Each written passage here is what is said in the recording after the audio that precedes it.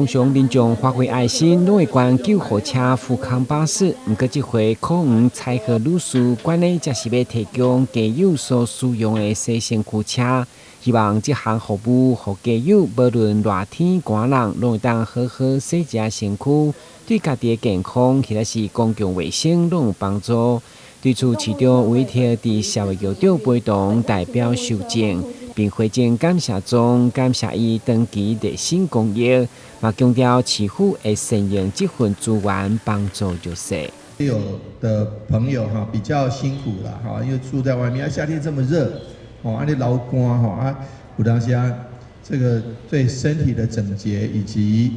公共卫生都不好，所以说这个能够适度的有地方来沐浴，有帮助，的确有帮助。啊，以前如果没有，他们就选择在公共厕所。啊，有时候公共厕所人进人出，啊，地板都是比较湿有时候对一般民众使用也比较不方便。啊，所以呢，有行动沐浴车来支援他们来这个清洁身体是很重要的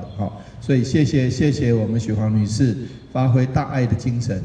她同时也是我们全国好人好事8得奖的得主。去旱车看第二家，30分钟内我就甲买一只车，30分钟内我就甲买车，嘿啊，公共的好啊，车主我知道啊，举动的多少钱？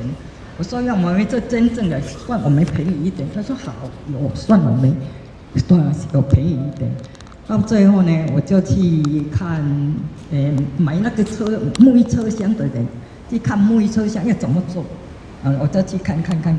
估价多少钱，那就给他买了，没有算什么。给那个街友一个方便洗澡，一个热水澡，谢谢市长。社局表示，家友的议题有较复杂，需要社会力量共同解决。目前单市立馆的家友一直到今年5月底，总共251位，超过半数拢伫街头生活。并且就是由社会局甲家友生活重建中心的社工提供关怀服务，其他因有一天会当回归正常生活。台南新闻军集采访报道。